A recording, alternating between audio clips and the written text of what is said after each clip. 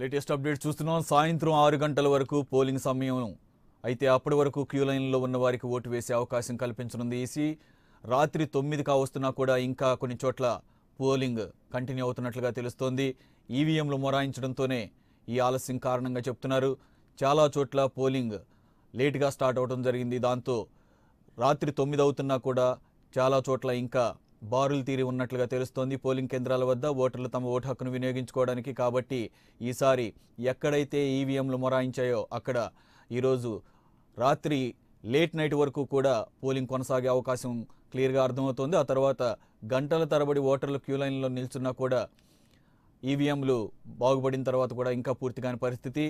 పశ్చిమ గోదావరి జిల్లా నర్సాపురం నియోజకవర్గంలో ఇంకా పోలింగ్ కొనసాగుతున్నట్లుగా తెలుస్తోంది. అటు తూర్పుగోదావరి జిల్లా పెద్దాపురంలో పోలింగ్ బూత్ నంబర్ 74 అండ్ 53లో కూడా పోలింగ్ కొనసాగుతున్నట్లుగా తాజా సమాచారం.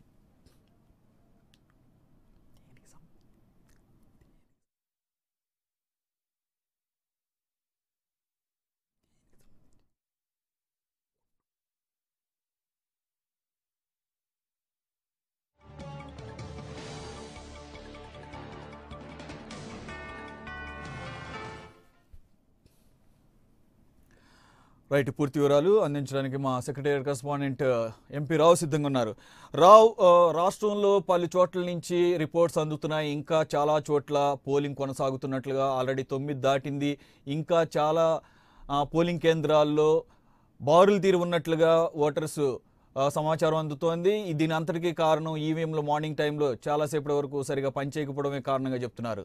ఇదేనా కారణం ప్రధానంగా? అలాగే తాడేపల్లిలో కూడా మనం చూసాం, కొన్ని చోట్ల ఈవీఎంలు మొరాయించడంతో ఇప్పటికీ ఓటర్లు భారీ సంఖ్యలో తమ ఓటు హక్కును వినియోగించుకోవడానికి సిద్ధంగా ఉన్నారు. ఈ పరిస్థితుల్లో అటు వైసీపీ అండ్ టీడీపీ పార్టీల మధ్య తీవ్ర ఉద్రిక్తత కూడా కొనసాగుతున్నట్లుగా తెలుస్తోంది. స్వయంగా నారా లోకేషే నిరసనకు దిగినట్లుగా కూడా సమాచారం ఉంటుంది. ఓవరాల్గా ఏం జరుగుతోంది మొత్తం రాష్ట్ర వ్యాప్తంగా? మీ దగ్గర ఉన్న కంప్లీట్ అప్డేట్స్ ప్లీజ్.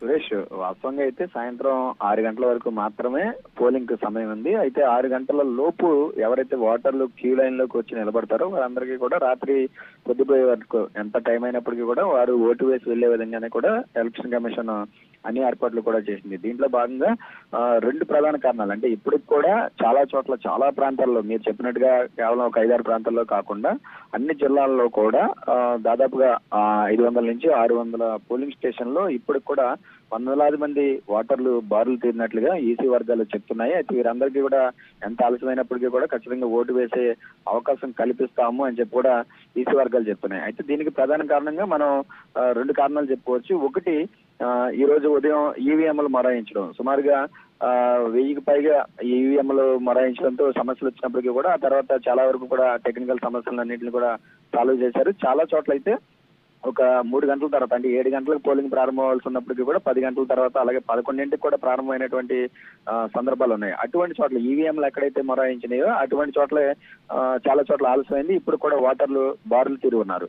అయితే దీంతో పాటుగా ఈవీఎంలు మొరాయించిన వాటితో పాటుగా కొన్ని చోట్ల అంటే ఓటర్లు ఆలస్యంగా రావడము, సాయంత్రం పూట అంటే మధ్యాహ్నం ఎండ తీవ్రతకు రాకపోవడము, సాయంత్రం చల్లబడిన తర్వాత అందరూ కూడా ఒకేసారి ఓటర్లు రావడంతో అక్కడ కూడా కొంచెం క్యూ లైన్లు ఇప్పుడు కూడా బారులు తీరినటువంటి పరిస్థితి నమోదైంది. సాయంత్రం 6 గంటల వరకు అయితే 65% పోలింగ్ నమోదు కాగా ఇప్పటి వరకు అంటే రాత్రి 8:30 వరకు, ఒక గంట క్రితం వరకు మనకు ఎలక్షన్ కమిషన్ ఇచ్చినటువంటి సమాచారం ప్రకారం 75 నుంచి 76%, అంటే అప్రాక్సిమేట్ గా ఒక 75% పోలింగ్ నమోదైందని కూడా అంచనా వేస్తున్నారు. ఈ రాత్రికి మొత్తం ప్రస్తుతం ఓటర్లు బారులు తిరిగినటువంటి ఓటర్ క్యూ లైన్ లో ఉన్నటువంటి ఓటర్లు అంతా పూర్తయితే ఇది దాదాపుగా 80%కి చేరుతుందని చెప్పి కూడా రాష్ట్ర ప్రధాన ఎన్నికల అధికారి ద్వివేది ఎక్స్పెక్ట్ చేస్తున్నారు. మరోవైపు ఈ రోజు ఉదయం నుంచి కూడా అయితే ఎక్కడైతే ఈవీఎంలు మొరాయించి పోలింగ్ ఆలస్యంగా ప్రారంభమైంది, వీటితో పాటుగా కొన్ని చోట్ల కొన్ని రాజకీయ పార్టీలు డిమాండ్ చేసినట్లుగా కొన్ని చెదురుమదురు హింసాత్మక ఘటనలు ఎక్కడైతే జరిగింది ఆయా ప్రాంతాల్లో మరి రీపోలింగ్ జరపాలా లేదా అనే దాని మీద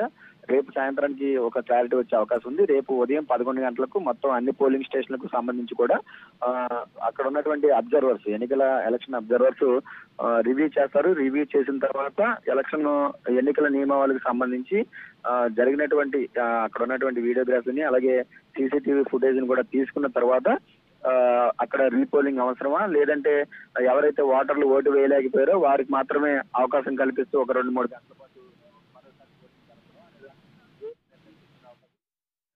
ఎన్ని స్థానాల్లో అయితే